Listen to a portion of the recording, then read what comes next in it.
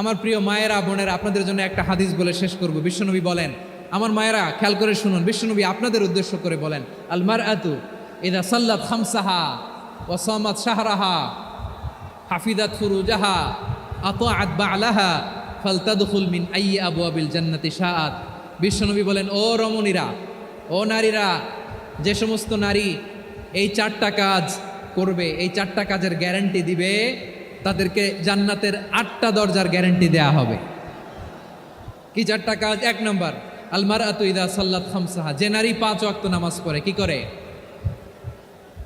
জেলা স্টেডিয়ামে অবস্থানরত আমার নারীরা বোনেরা, বিশ্বনবী আপনাদেরকে 4টা কাজের কথা বলেছেন, খুব বেশি না। 4টা করলে 8 জান্নাতের দরজা সব খোলা। কোনটা দিয়ে যাবেন? যেটা দিয়ে মনে চায়। 1 নম্বর 5 ওয়াক্ত নামাজ। আমার বোনেরা জোহরের নামাজ পড়তে পড়তে এটা আসরে নিয়ে যায়, আসর পড়তে পড়তে এটা মাগরিবে নিয়ে যায়। এরকম আসরা নাই? লালমনিরহাটে হয়তো নাই। আমার বোনেরা এটা করবেন না। ইন্নাস সালাতা কানাত আলাল মুমিনিনা কিতাবাম মাওকুতা, সময় মতো পড়বেন। সামাত শাহরা, রমাদানের রোজাগুলো রাখবেন। হাফিজাত ফুরুজাহা, যে নারী তার চরিত্রকে হেফাজত করে, তার প্রাইভেট হেফাজত করে, তার লজ্জাস্থান হেফাজত করে। ও মায়েরা, আপনার এই গর্ভ যে কত দামি আপনি জানেন না। আপনার এই গর্ভ থেকে জন্মাবে আগামী সালাহুদ্দিন আল আইয়ুবী। আপনার গর্ভ থেকেই জন্মাবে ইমাম আল মাহদি আল মুনতাজার। আপনার পেট থেকে জন্মাবে আবু সাইদের মতো বীর সৈনিক। আপনার পেট থেকে জন্মাবে মুগ্ধের মতো বীর মুজাহিদ। আপনি জানেন না কে আসবে আপনার পেট থেকে। সময়টাকে কাজে লাগান, ইসলামকে বোঝেন, মানেন, আমাদের ইসলামিক লেকচারগুলো শোনেন। আমরা যে বার্তাগুলো, ইনস্ট্রাকশনগুলো, দিক নির্দেশনাগুলো আপনাদের খেদমতে রাখি, এগুলো মেনে চলুন। আপনিই পারেন আপনার ঘরটাকে জান্নাতের টুকরা বানাতে। একটা family, it's a very big institution and you are the MD, the managing director of this institution. চিল্লায় বলেন ঠিক কিনা? চাইলেই পারেন ঘরটারে জান্নাতের টুকরা বানাতে। 5 ওয়াক্ত সালাত, রমাদানের রোজা, নিজের চরিত্রের হেফাজত, ও আতাআত বা'লাহা, স্বামীর আনুগত্য। এটাতে অনেকে ভুল করে থাকে। হায় রে আমার বোনেরা, স্বামীর আনুগত্যকে এটা নিজের অপমান মনে করবেন না। আপনার স্বামী আপনার সবচেয়ে বড় গার্ডিয়ান, তিনি আপনার সবচেয়ে ভালো চায়। নারী কখনো গার্ডিয়ানশিপের বাইরে থাকতে পারে না। হয় আপনি বাবার গার্ডিয়ানশিপের ভেতরে, বাপ না থাকলে ভাই আপনার গার্ডিয়ান, ভাই না থাকলে চাচা গার্ডিয়ান, বিয়ের পরে আপনার স্বামী আপনার গার্ডিয়ান।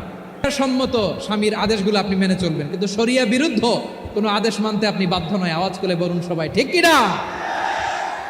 এই 4টা কাজ যদি কোনো নারী করে, বিশ্বনবী বলেন জান্নাতের 8টা দরজা খোলা। তোমার যেটা দিয়ে মনে চায় সেটা দিয়ে জান্নাতে তুমি এন্ট্রি নিতে পারবা। বিষ্ণু ইসলামের স্ত্রীর নাম ছিল আয়েশা রাদিয়াল্লাহু তাআলা আনহা, আবু বকর রাদিয়াল্লাহু তাআলা আনহুর মেয়ে। আবু বকর রাদিয়াল্লাহু তাআলা আনহুর আরেক মেয়ের নাম হচ্ছে আসমা। কি নাম? দুজনই আবু বকর রাদিয়াল্লাহু তাআলা আনহুর মেয়ে, আসমা আর আয়েশা। নাম দুইটা কেমন লাগে? আসমা নামটা কেমন লাগে? আয়েশা নামটা কেমন লাগে? সবার ভালো লাগে নাই? নাম দুটো আপনাদের ভালো লাগে? লালমনিরহাটে অনাগত যদি কন্যা সন্তান হয়, যদি মনে চায় আসমা রেখে দিতে পারবেন, যদি মনে চায় আয়েশা রেখে দিয়েন। দেশে বিদেশে এয়ারপোর্টে রাস্তাঘাটে শুধু বলে হুজুর একটা নাম দেন, আমার ছেলের একটা নাম দেন, মেয়ের একটা নাম দেন। তো আমার মনে আছে যশোরের 8 দিনের মাহফিলে আমি 1-2টা নাম দিয়েছিলাম। আজকে লালমনিরহাটের এই প্রোগ্রামে কন্যা সন্তান যদি হয় 2টা নাম দিলাম, আসমা কিংবা আয়েশা। ইনশাআল্লাহ পড়েন। দুজন বোন, এক মায়ের না, বাবা এক মা 2জন। আয়েশা রাদিয়াল্লাহু তাআলা আনহার মায়ের নাম উম্মে রুমান, আর আসমা রাদিয়াল্লাহু তাআলা আনহার মায়ের নাম কুতাইলা বিনতে আব্দুল উজ্জা। আবু বকর রাদিয়াল্লাহু তাআলা আনহু 4টা বিয়ে করেছিলেন। তো একই ঘটনা ঘটেছে এই ফ্যামিলিতে। আসমা ইসলাম ধর্ম গ্রহণ করে মুসলিমা, কিন্তু তার মা কুতাইলা মুশরিকা। আই রিপিট, বোঝার জন্য আমি আবারও বলি, আসমা রাদিয়াল্লাহু তাআলা আনহা মুসলিমা, আর আসমার মা কুতাইলা। আওয়াজ করে বুঝে থাকলে বলেন, আসমার মা মুশরিকা। তার মানে মেয়ে মুসলিম, মা অমুসলিম। ভেজাল আছে না নাই? কিন্তু কুতাইলা আর ধৈর্য ধারণ করতে পারে না। নার ছেড়া ধন, কলিজার টুকরা ধন, কলিজার টুকরা সন্তান আসমারে দেখতে বড্ড মন চায়। সাইয়েদনা আসমা রাদিয়াল্লাহু তাআলা আনহা মক্কা থেকে হিজরত করে মদিনায় চলে গেলেন হুদাইবিয়ার পর। যখন মক্কা মদিনার ট্রাফিক স্বাভাবিক হলো, মক্কার লোক মদিনায় যায়, মদিনার লোক মক্কায় আসে। কোচাইলা কলিজার টুকরা সন্তান আসমারে দেখার জন্য কিছু উপহার নিয়ে বিশাল মরুপথ পাড়ি দিয়ে মক্কা থেকে মদিনায় যায়। সুবহানাল্লাহ বলেন। এখন মা আসছে মেয়ের সাথে দেখা করতে, মেয়ে তো আর দেখা দেয় না। মেয়ে ভাবছে আমার মা তো মুশরিকা, অপবিত্রা, তার সাথে কি দেখা দেয়া যাবে? বিশ্বনবীর দরবারে চলে গেলেন। সুবহানাল্লাহ বলেন। কি সৌভাগ্যবান ছিল তারা, মাসলা জানার দরকার হলেই নবীর দরবারে চলে যেত। ঘরে বউয়ের সাথে ঝগড়া হলে নবীর দরবারে চলে যেত। অনেক সাহাবী বলে আমার পেটে ক্ষুধা লাগলেও আমি নবীর কাছে চলে যেতাম, কারণ নবীর চেহারার দিকে তাকালেই আমার পেটের ক্ষুধা মিটে যেত। সাইয়েদনা আসমা রাদিয়াল্লাহু তাআলা আনহা বিশ্বনবীর কাছে চলে গেলেন, যে বললেন ইয়া রাসূলুল্লাহ ইয়া হাবিবাল্লাহ ইন্না উম্মি কাদিমাতুন ইলাইয়া ওয়া হিয়া রাগিবা। আমার মা মক্কা থেকে অনেক দূর মরুর পথ পাড়ি দিয়ে উপহার সামগ্রী নিয়ে মদিনায় আমার সাথে দেখা করতে এসেছে গো নবী। আমার জানতে বড্ড ইচ্ছে হয় আমি আমার মুশরিকা মায়ের সাথে একটু দেখা করতে পারবো কিনা। আফা আসিলুহা, আগে যেমনি আমি আমার মায়ের সাথে ভালো আচরণ করতাম, যেমনি আমি আমার মায়ের সাথে সদাচরণ করতাম গো নবী, এখন আমি মুসলিমা মা মুশরিকা, এখনো কি আগের মতো সদাচরণ করতে পারবো নাকি? বিশ্বনবী বললেন নাম সিলিহা, হ্যাঁ রে আসমা, অবশ্যই অবশ্যই, আগে ঠিক যেমন তুমি তোমার মায়ের সাথে ভালো আচরণ করতে এখনো তেমনি আগের মতো ভালো আচরণ করবা। আওয়াজ করে পড়েন সুবহানাল্লাহ। কি ইসলাম আমরা পেয়েছি! কত ব্রড মাইন্ডেড আমাদের ইসলাম, কত ওপেন মাইন্ডেড ইসলাম, কত ওপেন আপ করতে পারে, চিন্তা করতে পারেন। বিষ্ণু বললেন হ্যাঁ অবশ্যই, নাম সুলিহা, আগে যেমনি ভালো আচরণ করছো আসমা এখন ওই রকমই করো, পারলে আরো বাড়ায় করো। সুবহানাল্লাহ বলেন। তাহলে আমার যে হিন্দু ভাইয়েরা হিন্দু বোনেরা ইমানের বদৌলতে দৌলতে আপনি ধন্য হয়েছেন, আপনার আম্মা আব্বা এখনো মুসলমান হয় নাই, তাদের জন্য দোয়া করেন, তাদের জন্য দোয়া করেন, আল্লাহ যেন তাদেরকেও ইমানের দৌলত দান করে। আমরা সবাই পড়ি আমিন, আরো জোরে পড়েন আমিন। এখন বলেন ইসলাম কি ন্যারো মাইন্ডেড রিলিজিয়ান না ব্রড মাইন্ডেড? লালমনিরহাটের যুবক ভাইয়েরা আওয়াজ করো, ইসলাম কি ন্যারো মাইন্ডেড না ব্রড মাইন্ডেড? কতটা ব্রড মাইন্ডেড দেখেন। আপনি ভাবছেন আপনি নামাজ পড়লে হাজী সাহেব কপালে দাগ ফেলায় দিলে আপনি সেলসেলায় জান্নাতে চলে যাবেন না? খবরদার। বিশ্বনবী বলেন কোন সংখ্যালঘুর উপর যদি কেউ আক্রমণ করে, তার প্রাপ্যতাকে না দিয়ে যদি তাকে ঠকায়, তার উপর জুলুম করে, তার সম্পদ যদি কেড়ে নেয়, আমি নবী, তুমি মুসলিম হইতে পারো, মুসল্লি হইতে পারো, তার পক্ষে তোমার বিপক্ষে আল্লাহর দরবারে বাদী হয়ে দাঁড়াবো। আচ্ছা লালমনিরহাটের ভাইরা কথা বুঝতে পারলে আওয়াজ করে উত্তর দেন, বিশ্বনবী যদি কারো বিপক্ষে দাঁড়ায় কিয়ামতের দিন, আই রিপিট, আমি আবারও বলছি, বিশ্বনবী যদি কিয়ামতের দিন কারো বিপক্ষে দাঁড়ায়, ও তো সেলসেলায়া জান্নাতি, তাই না? জান্নাতি না? যে নবীর সুপারিশ ছাড়া জান্নাতের গেটও দেখা যাবে না, ওই নবী যদি বলে তোর বিপক্ষে আমি বাদী হয়ে দাঁড়াবো, ওই জান্নাতে আর ঢোকার কোনো সুযোগ আমাদের থাকবে?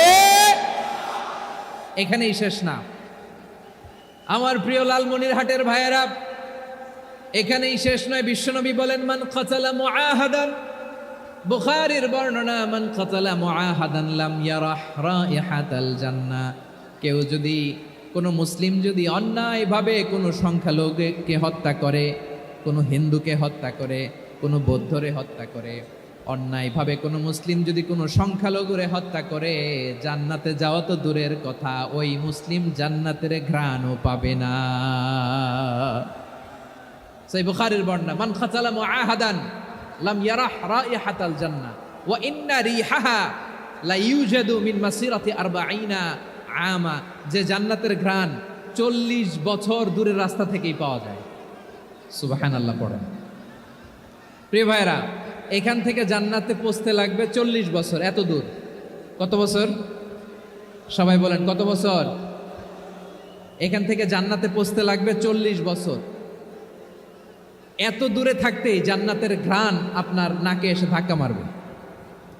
বিষ্ণুই বলেন যে ব্যক্তি কোনো সংখ্যালঘুকে হত্যা করে জান্নাতের ঘ্রাণ তো পাবেই, জান্নাতে তো ঢুকতে পারবেই না, জান্নাতের ঘ্রাণও তার নাকে লাগবে না। পড়েন না আউযুবিল্লাহ। তাহলে সংখ্যালঘুদের ব্যাপারে ইসলামে অধিকার দেয়া আছে না নাই? লালমনিরহাটের ভাইয়ের আওয়াজ করে বলেন, আমার সংখ্যালঘু হিন্দু ভাইদের রাইটস, অধিকার আমাদের ইসলামে প্রোটেক্টেড আছে না নাই? এখানেই শেষ না। বিষ্ণু ইসলাম আপনার অমুসলিম প্রতিবেশীর সাথে ভালো আচরণ করতে বলেছে। আমাদের হয় না এটা মুসলিম পাড়া, ওটা বৌদ্ধ পাড়া, হয় না? অনেক সময় হয় না এটা আমাদের মুসলিম পাড়া, ওইটা হিন্দু পাড়া, এরকম আছে না নাই? লালমনিরহাটে নাই না? আছে? হিন্দু যদি আপনার প্রতিবেশী হয় কি করবেন? ওরে কষ্ট দিবেন নাকি? কেন, ও তো হিন্দু, ও তো আমার আল্লাহরে ডাকে না, ওরে কষ্ট দিলে জায়েজ হবে না? খবরদার। বিষ্ণু ইসলাম বলেন, মান কানা ইউমিনু বিল্লাহ ওয়াল ইয়াউমিল আখির ফালিউকরিম জারাহ, যে আল্লাহ বিশ্বাস করে আর আখিরাতে বিশ্বাস করে সেজন্য প্রতিবেশীর সাথে ভালো আচরণ করে। সুবহানাল্লাহ। কলিজা জুড়ায় যায় না আমার নবীর কথাগুলো শুনলে? যে আল্লাহ বিশ্বাস করে, যে আখিরাতে বিশ্বাস করে সেজন্য প্রতিবেশীর সাথে ভালো আচরণ করে। এখানে বলছে মুসলিম প্রতিবেশী, বলছে নামাজি প্রতিবেশী, বলছে আল্লাহওয়ালা প্রতিবেশী, বলছে না। প্রতিবেশী আস্তিক হোক নাস্তিক হোক, প্রতিবেশী মুমিন হোক মুশরিক হোক, প্রতিবেশী হইলেই তার সাথে ভালো আচরণের দরকার আছে না নাই? আমার প্রিয় লালমনিরহাটের ভাইয়েরা, বিষ্ণু ইসলাম ওনার ইহুদি প্রতিবেশীদের দেখাশোনা করতেন। বিষ্ণু ইসলাম ওনার ইহুদি প্রতিবেশীর বাসায় যেতেন। কোন প্রতিবেশী? ইহুদি। আওয়াজ করে বলেন, কোন প্রতিবেশী? ইহুদি। এক ইহুদি কিশোর বিষ্ণু ইসলামের খেদমত করতে, ইহুদি ছেলে আমার নবীর খেদমত করতো, তারা ছিল নবীর প্রতিবেশী। তো অনেক দিন হয় ইহুদি ছেলেটা আসে না। বিষ্ণুনবী খোঁজ দিলেন, ঘটনা কি? একটা ইহুদি ছেলে না আমার খেদমতে আসতো, ছেলেটা কই? খোঁজ নিয়ে জানলেন ছেলেটা অসুস্থ। বিষ্ণু ইসলাম ওই ইহুদির বাড়িতে চলে গেলেন ওই ছেলেটাকে দেখা করার জন্য, ভিজিট করার জন্য। সুবহানাল্লাহ পড়বেন না? গেলেন, যে দেখে ইহুদি ছেলেটা মুমূর্ষ, যান যায় যায় ভাব, বিছানায় পড়ে আছে, তার বাবা দাঁড়ানো। বিশ্বনবী তার মাথার পাশে বসলেন, মাথায় হাত বুলিয়ে দিলেন, আর ছেলেটাকে বললেন, আসলিম, হে ইহুদি ছেলে, আসলিম, ইসলাম ধর্ম গ্রহণ করো। তো ছোট্ট ছেলে ভাবে আমরা ইহুদি, এখন ইসলাম ধর্ম গ্রহণ করলে আব্বা যদি বকা দেয়, ফানাযারা ইলা ওয়াজহি আবি, ছেলেটা তার বাবার চেহারার দিকে তাকালো, দেখে আব্বা কি কয়। আব্বা যদি বলে তাইলে ইসলাম ধর্ম গ্রহণ করবে। ইহুদি ছেলেটা তার বাবার দিকে যখন তাকালো, ওর বাবা বলে, আতি আবুল কাসিম, আবুল কাসিম যা বলে তাই করো। আবুল কাসিম হচ্ছে বিষ্ণু ইসলামের একটা কুনিয়াত, উপনাম। আমার রাসূলের বড় ছেলের নাম ছিল কাসেম। যেমন দেখবেন আমাদের এলাকায় কারো ছেলের বড় ছেলের নাম যদি হয় আব্দুল্লাহ, এরা আব্দুল্লাহর বাপ বলে ডাকে। কারো বড় মেয়ের নাম যদি হয় ফাতেমা, এরা কি ডাকে? ফাতেমার বাপ বলে না? তো বিষ্ণু ইসলামের বড় ছেলের নাম ছিল কাসেম। ইহুদি বাবা বলল, আতি আবুল কাসেম, আবুল কাসেম যা বলে তাই শোনো, মানে মোহাম্মদ যা বলে তাই শোনো। এই কথা শুনে ছেলে সাহস পাইছে, ছেলে আবার পড়তে আরম্ভ করলো, আশহাদু আল্লাহ ইলাহা ইল্লাল্লাহ ও আশহাদু আন্না মুহাম্মাদার রাসূলুল্লাহ। পড়েন আল্লাহু আকবার।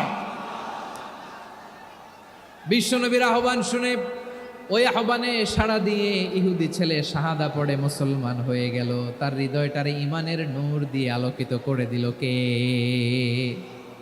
প্রিয় ভাইরা, এবার রাসূল সাল্লাল্লাহু আলাইহি ওয়াসাল্লাম বের হয়ে আসলেন ঘর থেকে, আর বললেন, আলহামদুলিল্লাহিল্লাযী আনকাযাহু মিনান নার, প্রশংসা সে আল্লাহর, যে আল্লাহ জাহান্নামে চলে যাচ্ছিল প্রায় এমন একটা লোককে মুহূর্তের মধ্যে কালেমায়ে শাহাদাতের বদৌলতে জান্নাতি বানায় দিলেন। আওয়াজ করে পড়েন সুবহানাল্লাহ। এই হাদিস থেকে আমরা কি শিখলাম? What is the moral of the story? এক নম্বর স্টোরি হলো, প্রতিবেশী ইহুদি হোক হিন্দু হোক, যাবেন, সুসম্পর্ক রাখবেন, উপহার দিবেন, বিপদে পাশে দাঁড়াবেন, তাইলেই তো আপনাদের প্রতি, মুসলমানদের প্রতি তারা আকৃষ্ট হবে, ঠিক কিনা বলেন? আপনি যদি হিন্দুদের সাথে বৌদ্ধদের সাথে নাই মিশেন, নাস্তিকের কাছে নাই যান, তো ইসলামের সৌন্দর্যটা ওরা বুঝবে কেমনে? সব সময় আমাদের ইসলামের দরজা আমার অমুসলিম ভাইদের জন্য খোলা আছে না নাই? এই হাদিস থেকে দুইটা শিক্ষা। এক নম্বর শিক্ষা, প্রতিবেশী মুসলিম হোক অমুসলিম হোক, যান, অসুস্থ হইলে একটু আপেল নিয়ে যান, আঙ্গুর নিয়ে যান, কমলা নিয়ে যান। তাদের সাথে ভালো আচরণ করেন। ইসলামের বিউটি দেখে, সৌন্দর্য দেখে অবাক হবে, নসিব ভালো হলে কোনোদিন কালিমা পড়ে মুসলমান হয়ে যাবে। ঠিক কিনা বলেন?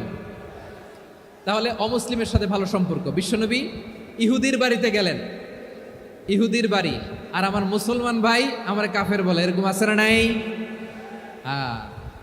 মুসলিমরা দেখতে পারে না, সহ্য করতে পারে। বিশ্বনবী সাল্লাল্লাহু আলাইহি ওয়াসাল্লাম ইহুদির বাড়িতে গেলেন, এটা একটা শিক্ষা। আচ্ছা, 2 নম্বর শিক্ষা হলো, বিশ্বনবী সাল্লাল্লাহু আলাইহি ওয়াসাল্লামের খাদেম ছিল ইহুদি, এতদিন খেদমত করলো, একদিনও বিশ্বনবী ওরা কালিমার দাওয়াত দেয় নাই। কারণ কি? বিশ্বনবী একটা ভালো সময়ের অপেক্ষা করতেছিলেন, প্রপার টাইমিং। দাঈর কাজ হচ্ছে দাঈ ইলাল্লাহ, সে হচ্ছে সুযোগ সন্ধানী। দাঈ সুযোগ খোঁজে, কখন দাওয়া দিলে ব্যাটে বলে হবে, ঝোপ বুঝে কোপ মারে। ঠিক কিনা বলেন? বিষ্ণু সাল্লাল্লাহু আলাইহি ওয়াসাল্লাম ভালো সময়ের অপেক্ষা করতেছিলেন, দেখি ভালো সময় আসুক আসুক আসুক আসুক। আস্তে আস্তে এমন সময় আসছে, ছেলে এবার মুমূর্ষ, অসুস্থ ব্যক্তির হৃদয় অত্যন্ত নরম থাকে।